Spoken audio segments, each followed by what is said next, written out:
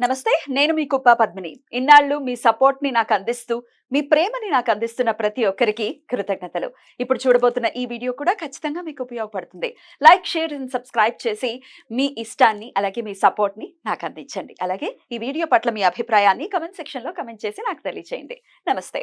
నమస్తే. Welcome to our channel. నేను పద్మిని. ప్రస్తుతంతో పాటు ప్రముఖ ఆధ్యాత్మికవేత్త, ఆస్ట్రోన్యూమరాలజిస్ట్, వేదిక్ వాస్తు స్పెషలిస్ట్, శ్రీ విద్య మరియు హనుమత్ ఉపాసకులు, బ్రహ్మశ్రీ డాక్టర్ శివయోగి సిస్లా జయశంకర్ గారు మనతో పాటు ఉన్నారు. మాట్లాడదాం. నమస్కారం అండి. రాశి వైజ్ కూడా చెప్తూ ఉన్నారు ఏ రాశి వాళ్ళు ఈ క్రోధినామ సంవత్సరంలో ఎలా ఉండాలి, ఎలాంటి మన వ్యక్తిగత జీవితంలో కూడా ఓన్లీ గోచారమో గ్రహచారమో కాకుండా మన క్యారెక్టర్ కూడా చాలా బ్యూటిఫుల్ గా ఉన్నప్పుడే అవి గ్రహాలు కూడా యోగించడం, టైం కూడా కలిసి రావడం అనేది ఖచ్చితంగా జరుగుతుంది. సో దాన్ని కూడా మన కన్సిడరేషన్ లో ఉంచుకుని మన బిహేవియర్ ఎలా ఉందనేది కూడా చూసుకోవాలి. తీసుకోవాల్సినటువంటి జాగ్రత్తలు తీసుకుంటూ మరి ఈ క్రోధినామ సంవత్సరంలో సింహరాశి వారికి ఎలా ఉండబోతుంది, ఏమేమి చిన్న చిన్న పరిహారాల ద్వారా ఎలా పీస్ఫుల్ గా ఇయర్ ని గడపచ్చు అనేది ఒక్కసారి మీ ద్వారా. తప్పకుండా అమ్మా. సింహరాశి వాళ్ళు, సింహ లగ్నం వాళ్ళు, సింహరాశిలోకి ఎవరెవరు వస్తారు? మఖ 4 పాదాలు, పుబ్బ 4 పాదాలు, ఉత్తర 1 పాదం వాళ్ళు సింహరాశి కింద వస్తారు. సింహ లగ్నం వాళ్ళు కూడా ఈ పరిహారాలు పాటించాలి. తర్వాత ఇంగ్లీష్ అక్షరాల్లో ఎం అక్షరంతో పేరు మొదలయ్యే వాళ్ళు, టీ అక్షరంతో పేరు మొదలయ్యే వాళ్ళు సింహరాశి కింద. ఒకవేళ వాళ్ళకి వ్యక్తిగత జాతకం లేకపోతే మేము నామ నక్షత్రం చూసుకుంటామండి అని అంటే కనుక ఎం అక్షరంతో పేరు మొదలయ్యే వాళ్ళు కానీ, టీ అక్షరంతో పేరు మొదలయ్యే వాళ్ళు కానీ ఈ పరిహారాలు చేసుకోవచ్చు. అంటే అఫ్ కోర్స్ ఎవరైనా చేసుకోవచ్చు, బట్ ముఖ్యంగా సింహరాశి కొద్దిగా ఈ సంవత్సరం ఇబ్బందికరమనే చెప్పాలి. వీళ్ళకి ఆర్థికము, ఆరోగ్యం రెండూ కూడా ఇబ్బంది ఈ సంవత్సరం. అందుకని చాలా జాగ్రత్తగా, అప్రమత్తంగా ఉండాలి. అనవసరమైన విషయాల్లో తలదూర్చకుండా ఉండాలి. వాళ్ళ పని వాళ్ళు చేసుకుంటూ ముందుకు సాగాలి. ఒకసారి జాతకం చూపించుకోవాలి. చూపించుకొని ఏమేమి చేయాలి ఈ సంవత్సరం ఇంకా అనేది పూర్తిగా వ్యక్తిగత జాతకాన్ని వాళ్ళు అనాలిసిస్ చేసుకొని సలహా తీసుకోవాలి. ఈ సింహరాశి విద్యార్థులు ఎవరైతే ఉంటారో వాళ్ళు కేవలం చదువు మీదే దృష్టి పెట్టి ఇతర వ్యవహారాల్లో తలదూర్చకుండా, అంటే ఇప్పుడు కాస్త ఇంటర్మీడియట్ డిగ్రీ దగ్గర నుంచి వచ్చిన స్టూడెంట్స్ ఒక చదువు కాకుండా ఇంకా వేరే వేరే పనులు కూడా చేస్తుంటారు. వాడికి సాయమనో, వీడికి ఆ సాయమనో, సంథింగ్ ఇంకా ఇతర వ్యవహారాల్లో కూడా తలదూరుస్తుంటారు. పిల్లలు ఆకతాయిగా ఉంటారు. అందుకని ముఖ్యంగా సింహరాశి పిల్లలు ఎవరైతే ఉంటారో వీళ్ళు ఇతరుల వ్యవహారాల్లో ఈ సమయంలో తలదూర్చకుండా ఉండటం మంచిది. మీ చదువు మీరు చదువుకుంటూ మీ దృష్టి, అవి మీ ఇంట్లో పనులైనా సరే, ఇతర వ్యవహారాల మీద దృష్టి మరల్చకుండా ఉండాలి. అంటే ఇంట్లో పనులు చేయొద్దని కాదు, ఇంట్లో అమ్మా నాన్న చెప్పినవి చేయాలి. బట్ మీరు వాంటెడ్గా ఈ పని నేను చేస్తాను, నేను అక్కడికి వెళ్ళి వస్తాను, నేను ఇది చేసి వస్తాను, వాంటెడ్గా చదువు మించి దృష్టి మరల్చకుండా చూసుకుంటూ ఉండాలి. ఈ విధంగా చేసుకున్నట్టయితే వాళ్ళకి ఈ సంవత్సరం బాగుంటుంది.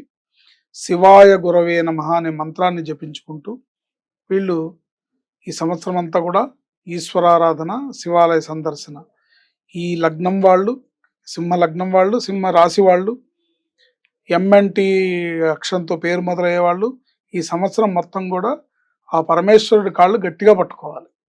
పట్టుకుంటేనే వీళ్ళు ఈ సంవత్సరాన్ని క్షేమంగా దాటగలుగుతారు. లేకపోతే ఇబ్బంది పడతారు. ఆరోగ్యపరంగా ఇబ్బంది ఉంటుంది, ఆర్థికంగాను ఇబ్బంది ఉంటుంది. ఆరోగ్యపరంగా ఎటువంటి జటిలమైన పరిస్థితులు ఉండే అవకాశం ఉందంటే, చిన్న దోమకాటు వల్ల డెంగ్యూ ఫీవర్ వచ్చి హాస్పిటల్లో జాయిన్ అయ్యి ఓ పెద్ద మొత్తంలో డబ్బు వదులుచుకునే పరిస్థితులు ఏర్పడుతూ ఉంటాయి. కాబట్టి జాగ్రత్తగా ఉండాలి.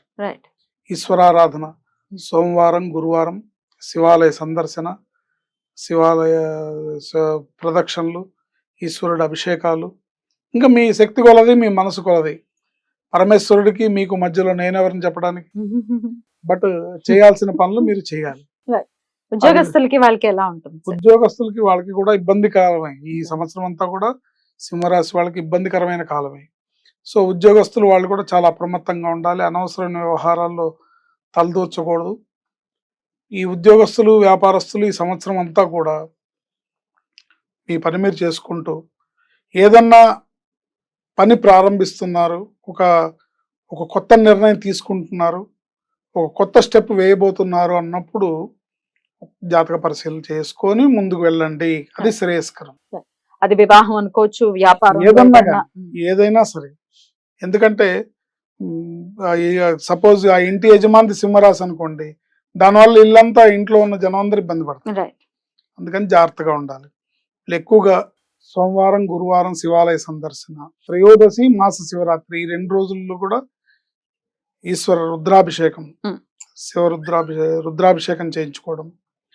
ముఖ్యంగా త్రయోదశి రోజు ప్రదోష కాలంలో అభిషేకం చేసుకోవడం అనేది చాలా చాలా ఉత్తమమైన ఫలితాలను ఇస్తుంది. ఏకాదశి విష్ణుమూర్తికి ఎంత ప్రధానమైందో, ప్రీతికరమైందో, పరమేశ్వరుడికి త్రయోదశి అంత ప్రీతికరమైంది అనమాట. పక్కనే వస్తాయి చక్కగా. చక్కగా అందుకని త్రయోదశి రోజు ప్రదోష కాలంలో సాయంకాలం 5:30, 6 లోపు మొదలుపెట్టి పొద్దున్నుంచి ఏదన్నా మీరు అల్పాహారం తీసుకొని సాయంత్రం అభిషేకం చేసుకొని, రుద్రాభిషేకం మీకు చేతనైతే ఏకాదశి వారం రుద్రాభిషేకం చేసుకోండి, లేదా ఏదన్నా పాశుపతాభిషేకం చేసుకోండి. ఏమీ కాలేదు, మామూలుగా ఏకవార రుద్రాభిషేకం చేసుకోండి. అది కూడా చేత కాలేదు, ఓం నమ శివాయ అని మీరే నీళ్ళు పోయండి స్వామివారికి. సో ఏదోటి మొత్తానికి చేయడం ద్వారా త్రయోదశి రోజు ముక్కోటి దేవతలు స్వామివారి సన్నిధిలో ప్రదోష వేళలో ఆయన ఆనంద తాండవం చేస్తూ ఉంటాడు. త్రయోదశి రోజు ప్రదోష వేళలో అంటే సూర్యాస్తమయానికి 45 నిమిషాల ముందు, 45 నిమిషాల తర్వాత ఉండే కాలాన్ని ప్రదోష కాలంగా చెప్తాం. ఆ సమయంలో పరమేశ్వరుడు ఆనంద తాండవం చేస్తూ ఉంటే ముక్కోటి దేవతలు ఆయన సమక్షంలో ఉంటారు. ఆయనని ఆ సమయంలో మనం అభిషేకం చేసుకోవడం ద్వారా ముక్కోటి దేవతల అనుగ్రహం లభిస్తుంది. ఎంతమంది దేవతలు ఉన్నారో అంతమంది దేవతల అనుగ్రహం, సర్వదేవత అనుగ్రహం లభిస్తుంది. ఈ విధంగా వాళ్ళు చేసుకోవాలి. విద్యార్థులు శివాయ గురవే నమః అనే మంత్రాన్ని జపించుకోవాలి. ఉద్యోగస్తులు, వ్యాపారస్తులు నమఃశివాయ సాంబాయ శాంతాయ పరమాత్మనే అనే మంత్రాన్ని నిరంతరం జపించుకోవడం ద్వారా ఈ సంవత్సరం అంతా కూడా మీకు ఉన్నతమైన ఫలితాలు, ఉత్తమమైన ఫలితాలు, ఎటువంటి ఇబ్బందులకి లోనవ్వకుండా అన్నిటిని కూడా దాటుకుంటూ ముందుకు వెళ్ళగలుగుతారు క్షేమంగా. అయితే వాళ్ళకి లక్కీ కలర్స్, లక్కీ డేస్ ఈ సంవత్సరం అంతా. ఈ సింహరాశి వాళ్ళకి ఈ సంవత్సరం 6వ నంబరు, 9వ నంబరు లక్కీ నెంబర్స్. సోమ, బుధ, గురువారాలు వీళ్ళకి లక్కీ వారాలు. ఏంటి green colour, red colour lucky colours. ఈ విధంగా చేసుకున్నట్టయితే వాళ్ళకి ఈ సంవత్సరం బాగుంటుంది.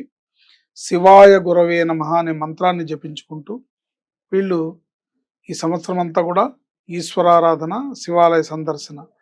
ఈ లగ్నం వాళ్ళు, సింహ లగ్నం వాళ్ళు, సింహ రాశి వాళ్ళు, ఎంఎన్టి అక్షరంతో పేరు మొదలయ్యే వాళ్ళు ఈ సంవత్సరం మొత్తం కూడా అద్భుతంగా వివరించారు. ఇక నెక్స్ట్ ఎపిసోడ్ లో కన్యా రాశి గురించి మాట్లాడుకుందాం. Thank you sir. నమస్తే. ఆయుష్మాన్.